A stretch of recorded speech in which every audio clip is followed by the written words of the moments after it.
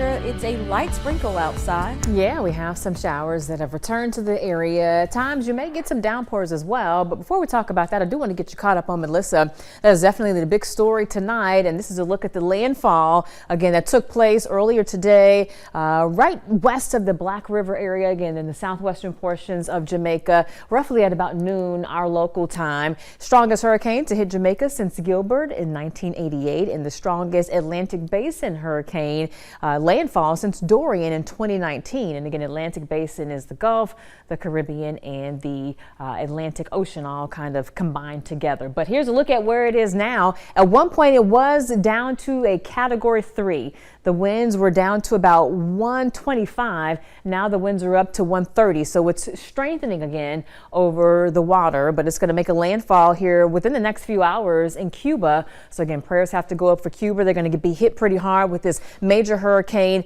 It could weaken as it moves over land, and it should continue that weakening trend as it moves towards the Bahamas by sometimes Wednesday afternoon or evening. And then from that point, it's going to make its way north and east, potentially putting Bermuda in its path as well as it continues to kind of weaken from there. But again, locally for us, we're thankfully not dealing with tropical weather, but we do have this cold front that's coming through, and it's a strong cold front. It's going to really knock our temperatures down, which we'll talk about. But here's a look at how active things are on our first alert radar. We do have some showers kind of scattered about anywhere from, let's say, Choctaw County over towards Jasper and Smith counties around Bay Springs. They're about to get a good downpour. We had a few heavier showers around Meridian, but now we have some more so north of the metro, found throughout portions of Neshoba and Kemper counties. So we're going to continue with these rounds of showers as we go through the night. Here's 2 a.m. still pretty active. A good night to get some good rest if you like the sound of rain. And as we head towards daybreak tomorrow, cold front's going to be shifting east of the area. We're going to dry things out a little bit. We may even get some peaks of sun if the clouds aren't too stubborn, but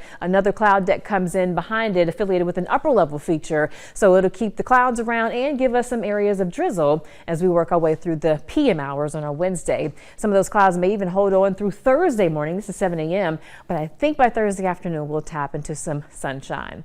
As far as how much rain we could pick up before it's all said and done, anywhere from a ½ inch to an inch. So again, that's very helpful for our ground, but one thing that we may not want is the wind. The winds are really going to ramp up tomorrow. We could have gusts over 40 miles per hour, even still pretty breezy for our Thursday with those gusts getting over 25 miles per hour. So because of tomorrow's potential of having gusts over 40, we're looking at a wind advisory that will be in place throughout your Wednesday. So make sure to secure anything loose outside on your property before those winds really ramp up.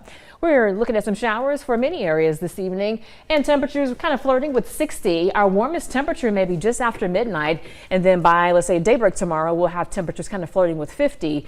But again, these numbers you see here more than likely will take place before, let's say, 7 a.m. because through the day, behind the cold front, temperatures will gradually fall.